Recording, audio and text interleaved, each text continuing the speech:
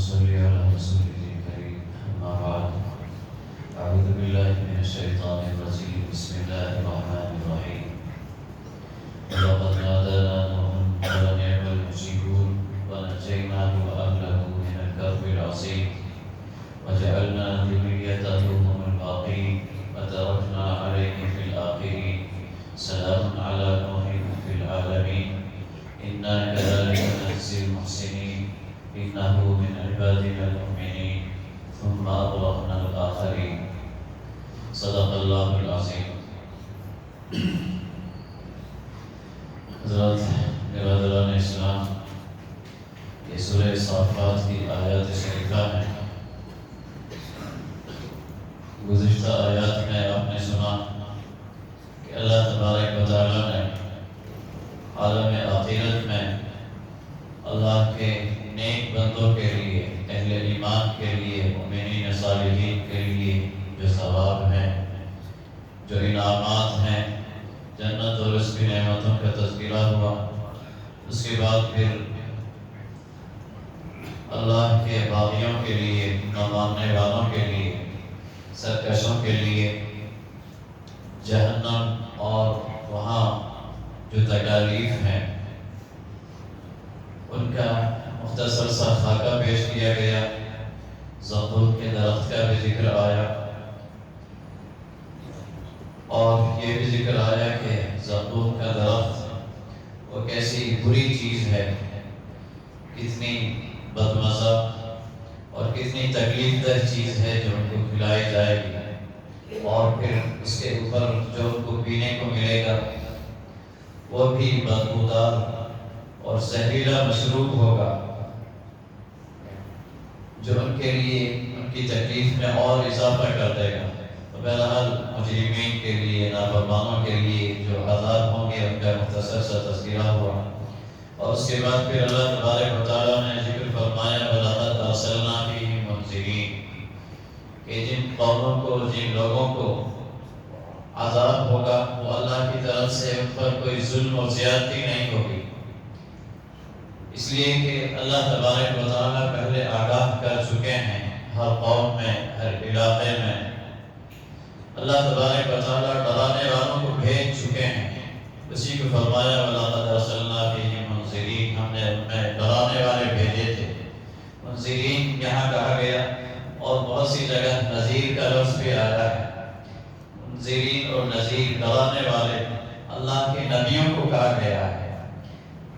نبیوں کی صفت نذیر بھی ہے اور بشیر بھی ہے، ماننے والوں کو نیک لوگوں کو بشارتیں بھی سناتے ہیں، خوشخبریاں دیتے ہیں اللہ کے انعامات کی، اجر و ثواب کی، اور نہ ماننے والوں کو وارننگ دیتے ہیں، الرٹ کرتے ہیں، ڈراتے ہیں، تو ان کو منذر کہا گیا، نذیر کہا گیا۔ یہاں فرمایا منذرین کہ ہم نے ان میں ڈرانے والے بھیجے۔ میں نے گزشتہ اتوار کے موقع پر عرض کیا تھا کہ منذرین سب سے پہلے تو اللہ کے نبی ہیں، سارے انبیاء منذرین کے مفہوم میں شامل ہیں، اور آخر میں ہمارے آقا حضرت محمد رسول اللہ صلی اللہ علیہ وسلم جو خاتم النبیین ہیں وہ منذرین کا اعلیٰ ترین مصداق ہیں، کامل ترین، اعلیٰ ترین۔ اس کے بعد پھر اللہ کے رسول صلی اللہ علیہ وسلم کے بعد پھر کوئی نبی اور رسول تو نہیں آیا، لیکن اللہ کے نبی صلی اللہ علیہ وسلم نے اپنے جانشین چھوڑے، وارثین چھوڑے، نائبین چھوڑے۔ سب سے پہلے تو صحابہ کرام کی جماعت تھی، پھر ان کے شاگرد، پھر ان کے شاگرد، اور پھر ان سے وہ پیغام آگے پہنچانے والے۔ تو قیامت تک یہ سلسلہ رہے گا اللہ کے رسول صلی اللہ علیہ وسلم کے وارثین کا، نائبین کا۔ اس میں علماء بھی شامل ہیں، دعوت کا کام کرنے والے بھی شامل ہیں، مبلغین بھی شامل ہیں۔ وہ سب اللہ کا وہی پیغام اللہ کے بندوں تک پہنچانے والے ہیں۔ جماعتیں الگ ہو سکتی ہیں، تنظیمیں الگ الگ ناموں سے ہو سکتی ہیں، طریقہ کار الگ الگ ہو سکتا ہے، فیلڈ اور میدان الگ الگ ہو سکتا ہے، لیکن کام سب وہی کر رہے ہیں، اللہ کا پیغام اللہ کے بندوں تک پہنچانا۔ اس میں بشارتیں بھی ہیں۔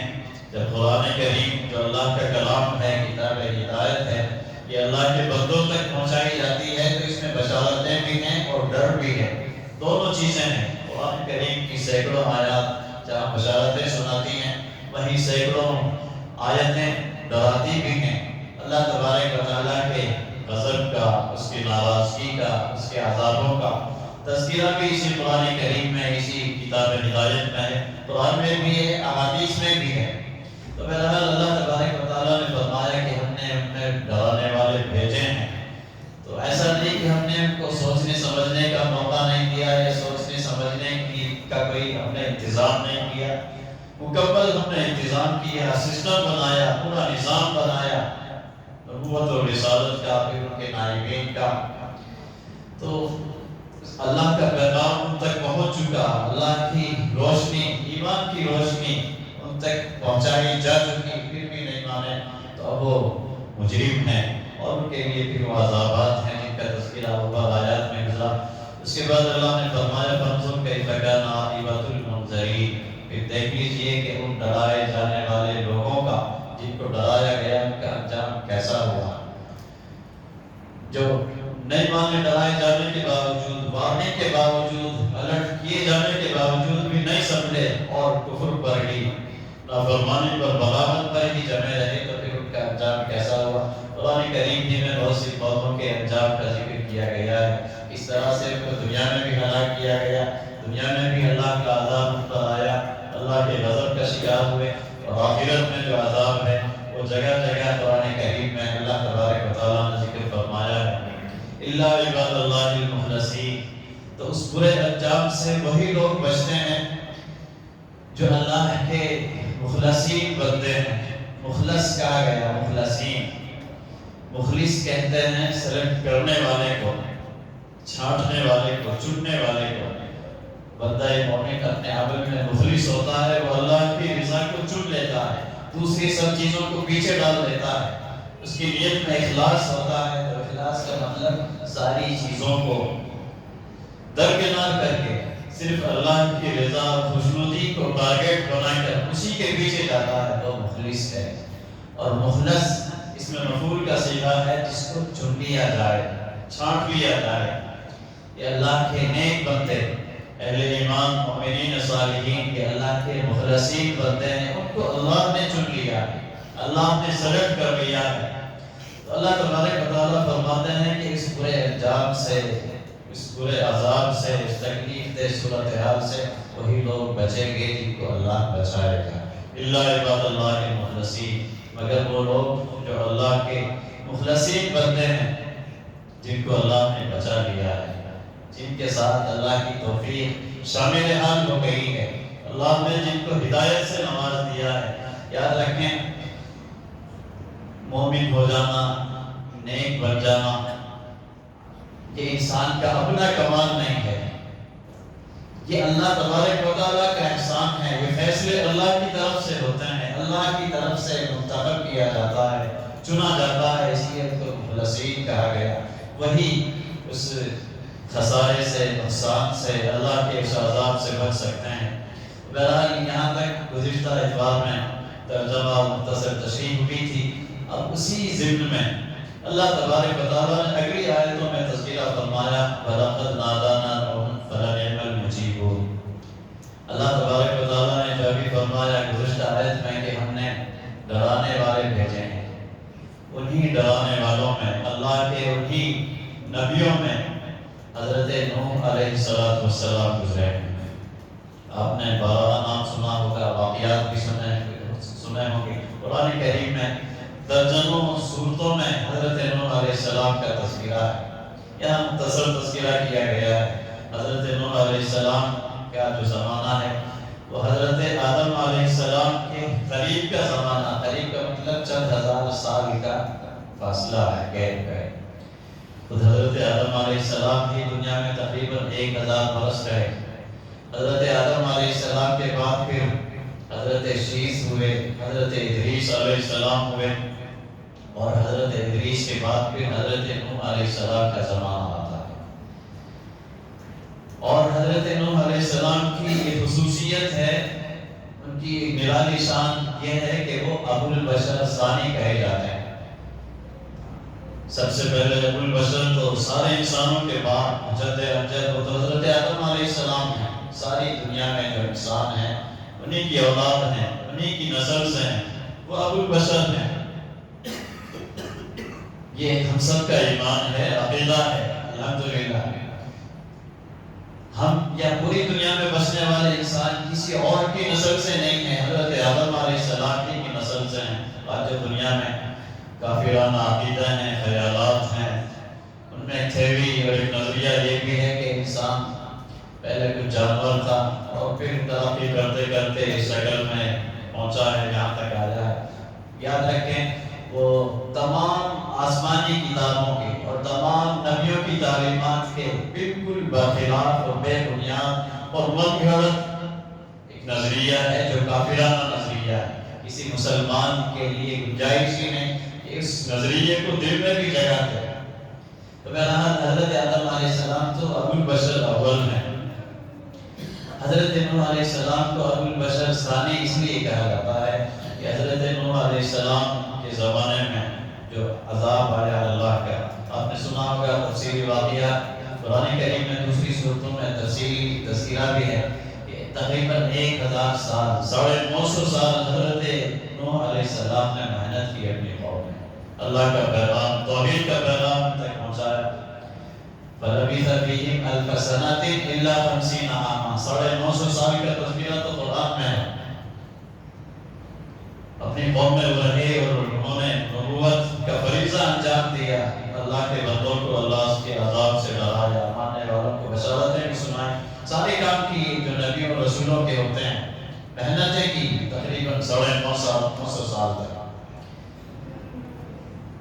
لیکن اتنی لمبی مدت محنت کرنے کے بعد صرف گنے چنے چند لوگ ہی مسلط و اسلام ہو سکے، ایمان لا سکے، باقی ان کی پوری قوم ان کی دشمنی بنی رہی، بغاوت پر ہی جمی رہی، کفر و شرک پر جمی رہی، ماننے کے لیے تیار نہیں ہوئے۔ 950 سال کے بعد ان کا صبر جب جواب دے گیا تو پھر اللہ سے فریاد کیا، پھر انہوں نے بددعا کی اپنی اس قوم کے لیے، ان کافروں کے لیے جو ماننے کے لیے کسی بھی نعمت پر تیار نہیں تھے، ہر طرح سے سمجھایا، تو پھر بددعا کی اور ان پر اللہ کا عذاب آیا، اور ایسا عذاب آیا کہ اللہ نے پانی کا عذاب بھیجا، پانی کا طوفان پوری پورے زمین پر اللہ نے برپا کر دیا۔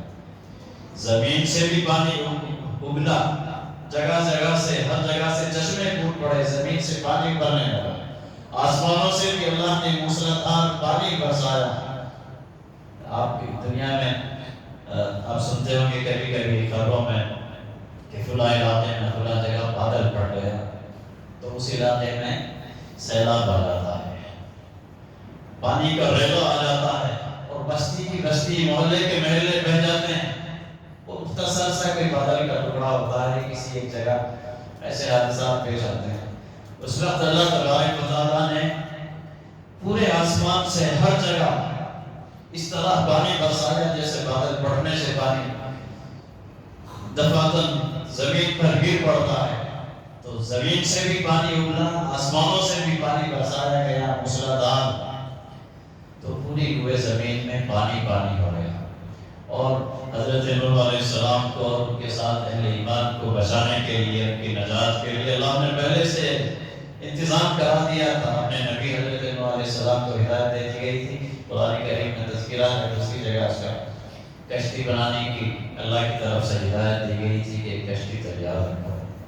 پھر جب وہ پانی آیا تو اللہ تبارک و تعالیٰ کی طرف سے ہدایت دی گئی، قُلْنَا احْمِلْ فِيهَا وَمِنْ كُلٍّ زَوْجَيْنِ اثْنَيْنِ، کہ آپ اس میں سوار ہو جائیے اور ہر جاندار کا ایک جوڑا، ہر جانور کا ایک جوڑا، تاکہ دنیا میں سارے جانوروں کی، جانداروں کی نسلیں باقی رہیں، ایک جوڑا کا اپنے ساتھ رکھ لیجیے۔ وہ اللہ تبارک و تعالیٰ مختار کل ہے، قادر مطلق ہے، وہ جب چاہتا ہے جو چاہتا ہے اسی طرح ہو جاتا ہے۔ سارے جانوروں کا ایک ایک جوڑا آ گیا حضرت نوح علیہ السلام کے پاس، ہاتھی بھی، شیر بھی، چیتے بھی، ہر قسم کے جانور، شرید پرند درند سب آ گئے، اور آرام سے حضرت نوح علیہ السلام کی ہدایت کے مطابق اس میں سوار ہو گئے۔ انسانوں میں جو اہل ایمان تھے ان کو سوار کیا گیا، جو اہل ایمان نہیں تھے ان کو اس میں سوار نہیں کیا گیا، اللہ کی طرف سے ممانعت تھی۔ خود حضرت نوح علیہ السلام کا ایک بیٹا جو ایمان نہیں لایا، اس کو سوار کرنے کی اجازت نہیں ملی۔ آپ کی بیوی، اس کا بھی تذکرہ ہے قرآن کریم میں، وہ ایمان نہیں لائی تھی، اس کو بھی سوار کرنے کی اجازت نہیں ملی۔ تو آپ کے ساتھ وہ جو گنے چنے اہل ایمان تھے، اور جن میں آپ کی نسل سے بھی زیادہ تر آپ کی نسل سے آپ کی اولاد ہی میں سے تھے، اس لیے کہ 950 سال آپ رہے تو کتنی اولاد ہوگی، کتنے آپ کی نسل پھیل گئی ہوگی، آپ اندازہ کر سکتے ہیں، ہزاروں میں ہو سکتے ہیں لوگ آپ کی نسل میں اولاد میں، لیکن ان میں سے بھی اسی لوگ ایمان لائے تھے۔ تو بہرحال اس طرح اللہ تبارک و تعالیٰ نے حضرت نوح کو اور ان کے ساتھ اہل ایمان کو نجات دی اس کشتی کے ذریعے۔ پانی کو اس کشتی پر صحیح سلامت اٹھا لیا گیا، صحیح سلامت وہ کشتی پانی پر تیرتی رہی، اور باقی پوری روئے زمین پر وہ پانی پھر گیا اور سب کچھ ختم کر دیا گیا۔ نہ کوئی بستی بچی، نہ کوئی محلہ بچا، نہ کوئی گھر بچا، نہ کوئی بندہ بشر بچا، نہ کوئی جانور بچا۔ اللہ اور اس کے جو کشتی میں سوار ہو گئے تھے وہ چھوڑ کر اور کچھ نہیں بچا پوری ہوئے زمین پر۔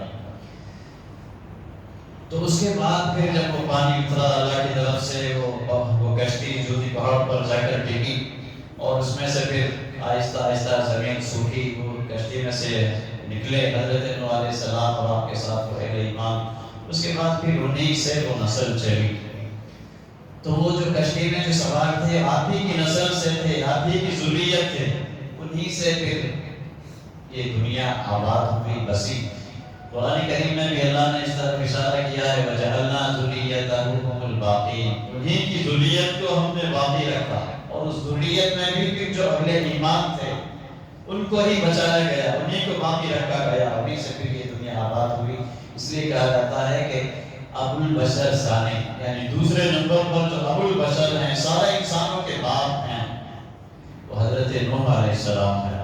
تو بہرحال یہاں اللہ تبارک و تعالیٰ نے ارشاد فرمایا وَلَقَدْ نَادَانَا نُوحٌ فَلَنِعْمَ الْمُجِيبُونَ۔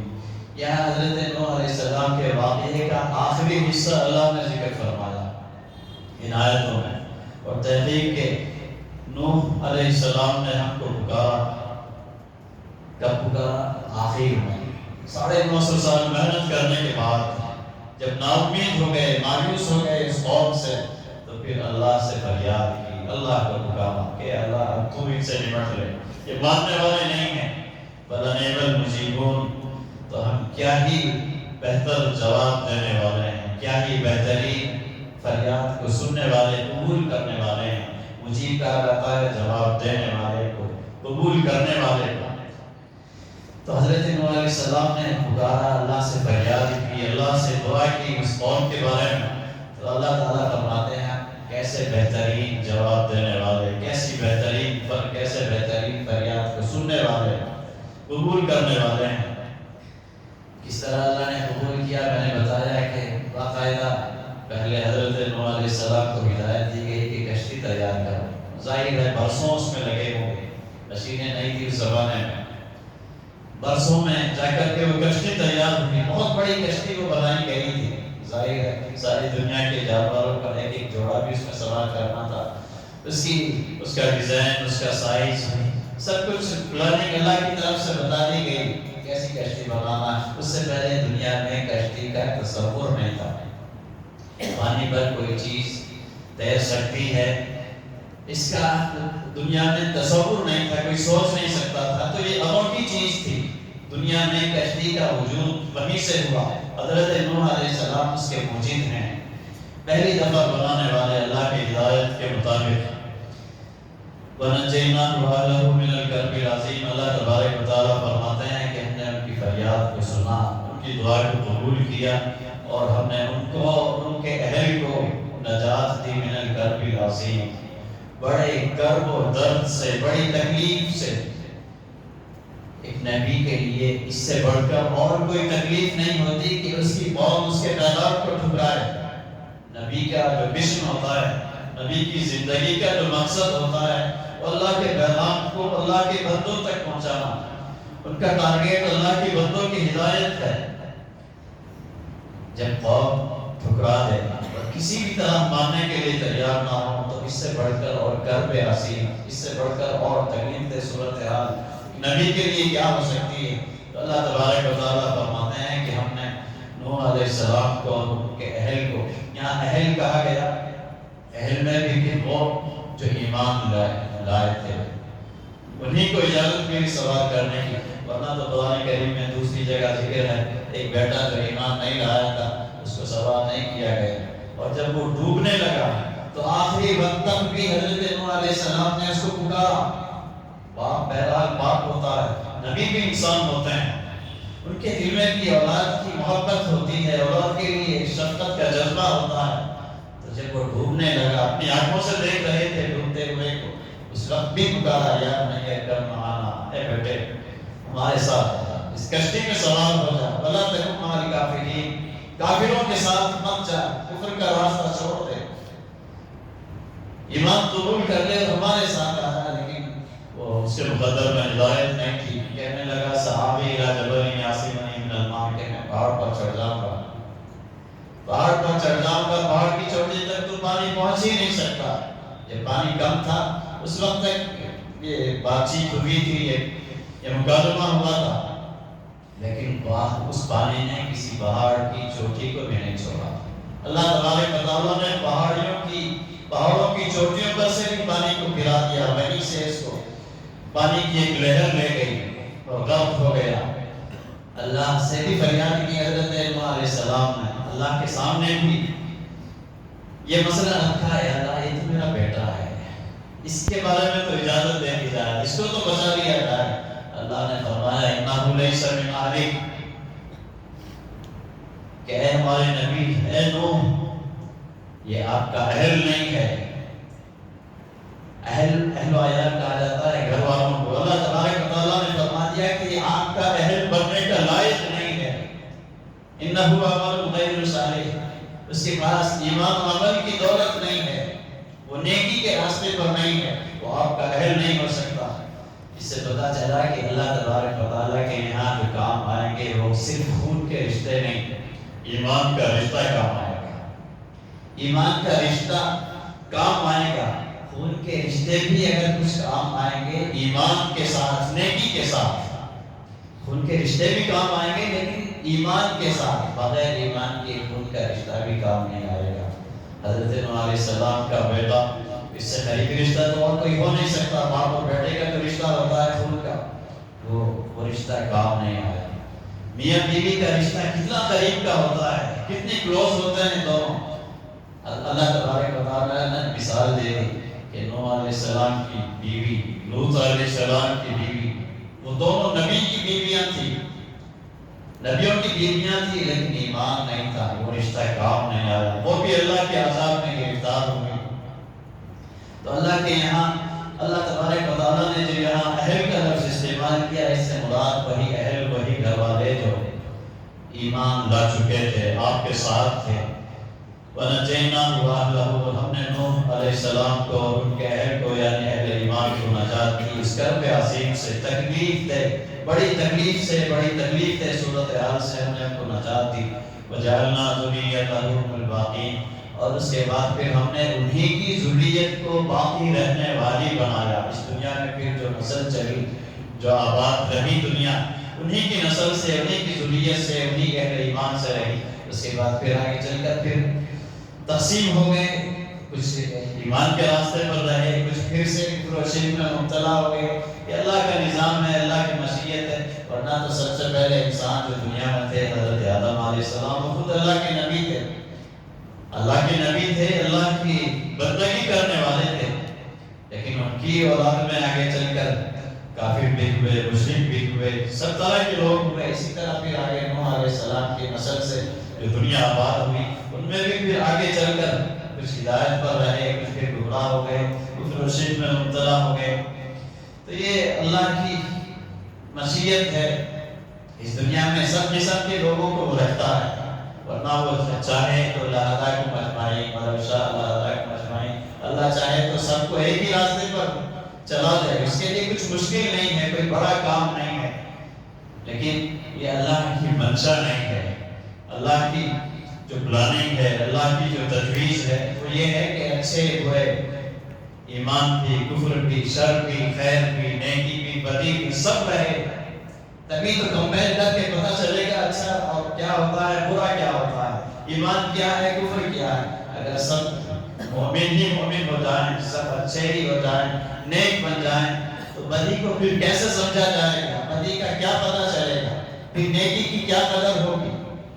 تو خیر یہ ایک لمبا موضوع ہے کہ اللہ تبارک و تعالیٰ نے اس دنیا میں اپنے ماننے والوں کو بھی رکھا ہے، نہ ماننے والوں کو بھی رکھا ہے، بلکہ دنیا کو ان کے لیے اللہ تبارک و تعالیٰ نے عیش و عشرت کی جگہ، اپنی تمنائیں آرزویں پوری کرنے کی جگہ بنا دیا ہے۔ آگے تو ان کے لیے کچھ ہے نہیں۔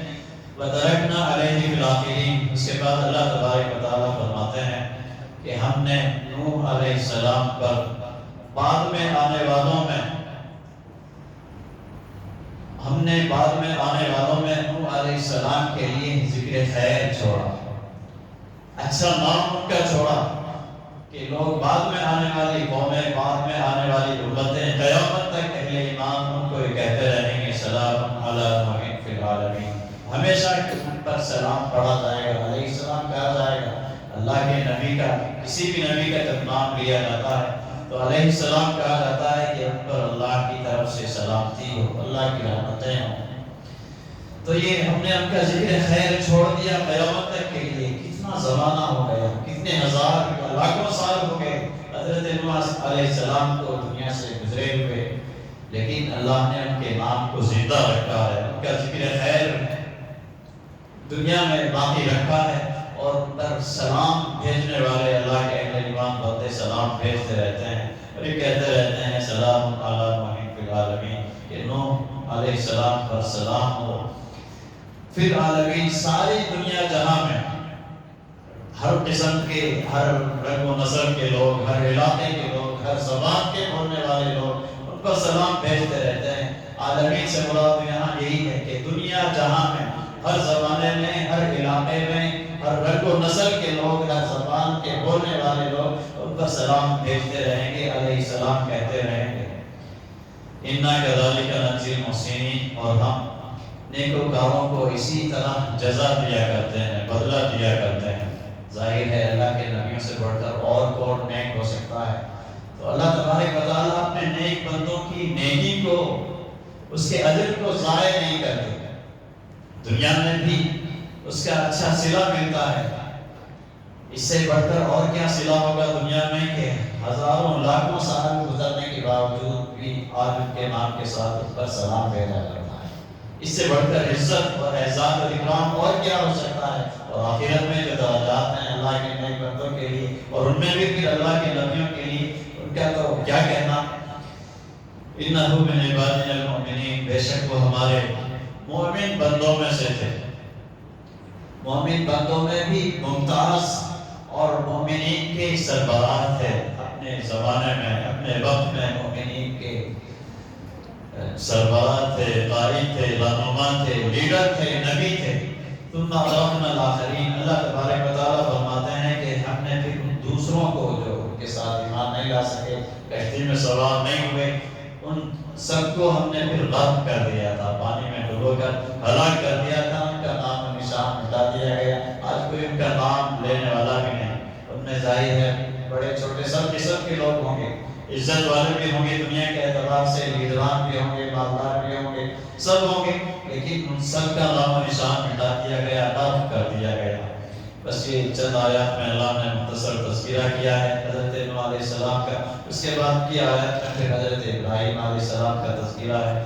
آج یہیں پر بات ختم کرتے ہیں، مجلس کو مختصر کر لیتے ہیں۔ آج شام میں آپ کو اجلاس عام میں بھی پہنچنا ہے، آل انڈیا مسلم پرسنل لا بورڈ کا جو اجلاس عام ہونے جا رہا ہے آپ کے شہر میں، اس میں انشاءاللہ آپ سب بھی پہنچیں گے۔